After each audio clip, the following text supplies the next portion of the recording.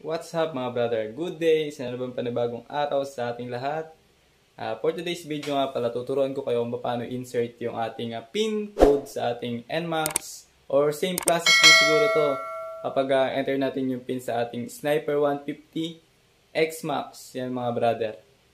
Paano nga ba? Dapat alam mo yung enter pin at kasunod nun, alam mo rin yung inyong pin code na 6 digits mga brother. Kasama yan ng inyong manual, then yung pinaglagyan ng inyong remote. Yan, dapat alam niya yan kasi once na nasa ride ka or wag naman sana mawala yung iyong remote, malaglag, nang hindi inaasahan sa ride.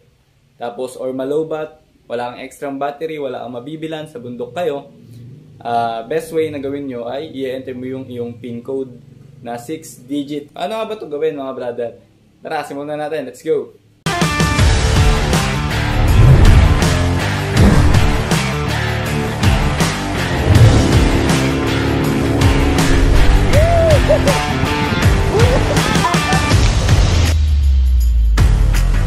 So ayan mga brother, sa pag-i-insert ng ating code, dapat alam din natin yung entry code. Yun ang una ko ituturo sa inyo mga brother. Ito, simulan na natin.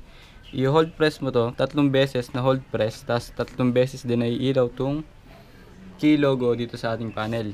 Ganito mga brother. Hold.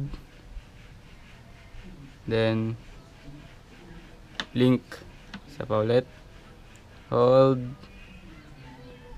Then magbiblink ulit yung key logo. Hold ulit.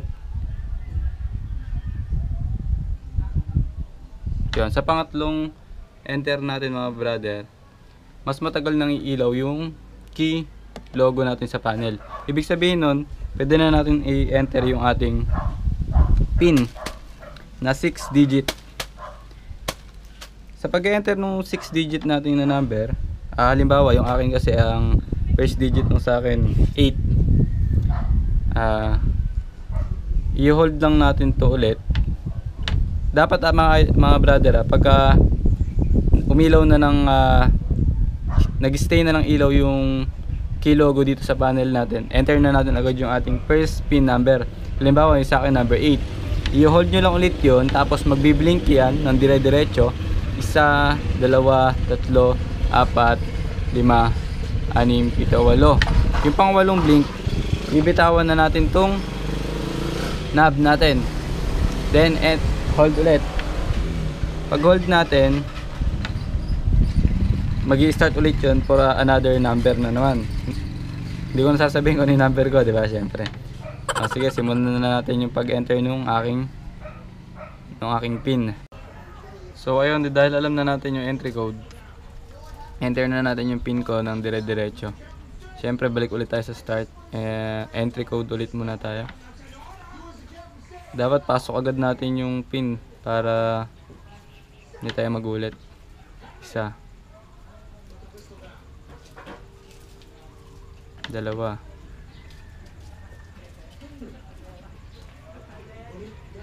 3. Then yung aking first number is 8. 1, 2, 3, 4, 5, 6, 7, 8. 5 minutes later. Last number ko is 8 then. 1, 2, 3, 4, 5, 6, 7, 8. Yan, after noon, press nyo lang. Then, okay na. Pwede nyo sa iwan. Yan, ganoon lang kadali mga brother. Pagka nawala yung susi nyo, nawala yung remote, or along the ride na low bat ang battery nyo, dapat kabisado nyo yung pin code nyo para safe lang lagi sa travel. Okay? Ride safe lang lagi mga brother, and peace, God bless.